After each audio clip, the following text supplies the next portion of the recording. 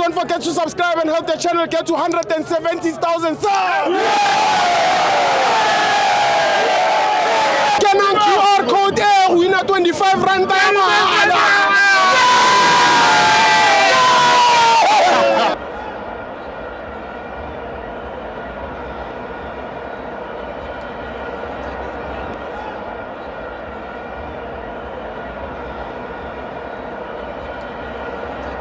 Welcome to my fans on the TV. It's the Betway Premiership. Kaizer Chiefs 1, Golden Arrows 0. I'm joined by Umenier.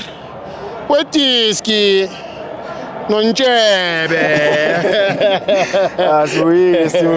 Yeah, back like we never lay. Yeah, inyake nomusha noma sekunamaviki nje ajulile. Sure. Well, asingamoshi isikhathi sivele sithi ukuhlala kuyona ne. Yeah. Well, sibo if uye gemini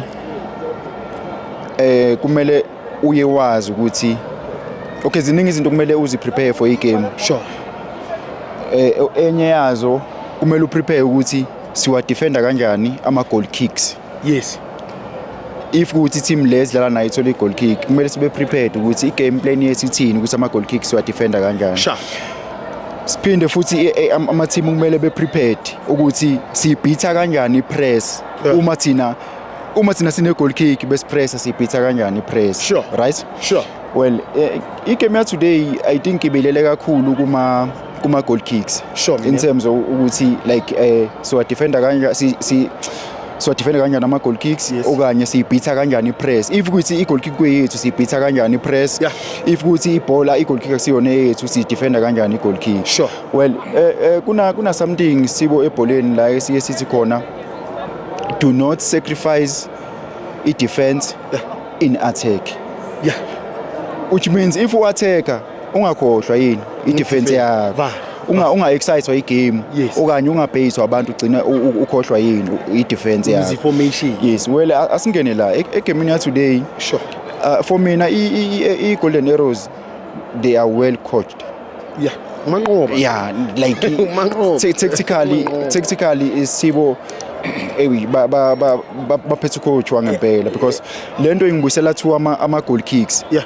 If you check out ama goal kicks Golden Arrows wonke igame especially I first half ibibonisa kuma goal kicks abo bebebhayitha iChiefs bebebeka ama player i6 la around the box. Yeah. Right? Basically formation bebeyidlala kuma goal kicks bebedlala i6-1-3 bebebeka ama player i6 ngamasibom la around the box so that iChiefs izofuna ukumaka lama player lawa i6. Sure. Remember ngithena kumele ube ne strategy sokuthi uyibhitha kanjani press, right?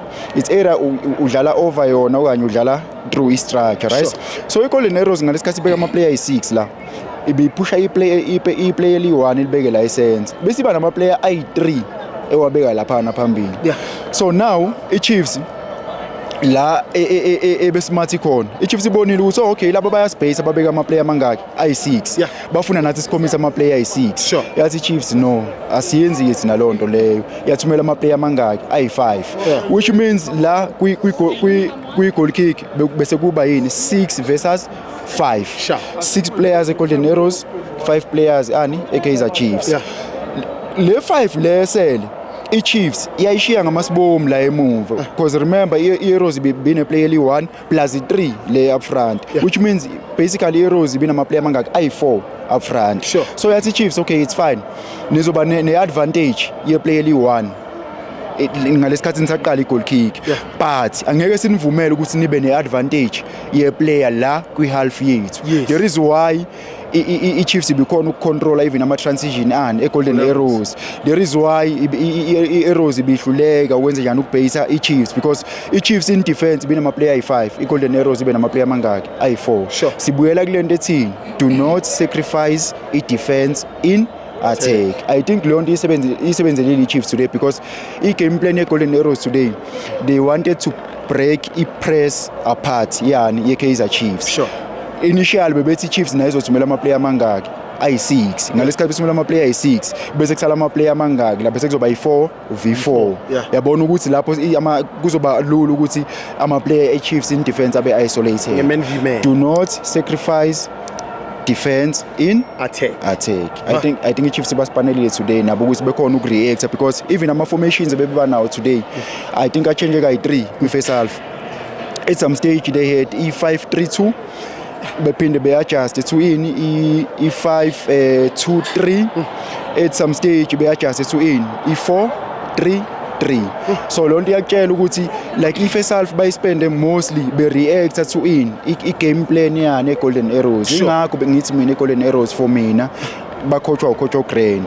Even nayo credit to i-Kaizer Chiefs ne-technical team yabo ukuthi bekhona ukuthi be-react to i-game plan yani ye-Golden Arrows because if bekuthiwa bebenga-react Grand bebezoba nejala. Well Sibo masicheck igoli le-Chiefs yabona i-player njengopule moti for mina ngingaka-appreciate ukuba nalo etimini yami. Yes yena not really Buccaneer but like etimini yami as a coach i-player njengomoti. Yes yena une into ebuyimshaya ukuthi akakhona ukuthi akore like i-finishing yakhe like akakhona ukuthi akore but in terms of create ama-opportunity in terms of ukwenzela iplan ukuthi score lela goal lelia the Chiefs musu yalibheka kahle usuke uthatha ama-opponents from i-half ye-Chiefs obenze njani oba-challenge and we-ghost nebhola la enyaweni akukho lula ukuthi uthathe ibhola ke ingakho kugcine kwenzeka leya foul kwaba i-free kick ya-resulta to i-goal. Yes. And again likhona elinye play engilifisayo angazi ama-team ukuthi noma awaliboni or maybe iplan bamenzele yona for uJune for mina uNdlovu we-Golden Arrows top player team. Nine. Yes, top player. Well, angeke ngibe mude kakhulu sayi-interview yokuqala. Sijabulile ukuthi sibuyile. After AFCON zona zonke lezi zinto lezi ezenzakalile. Ngicabanga for namhlanje sizoyibamba la. Athi Ndlovu for iBuccaneer mina ngiya-appreciate kakhulu.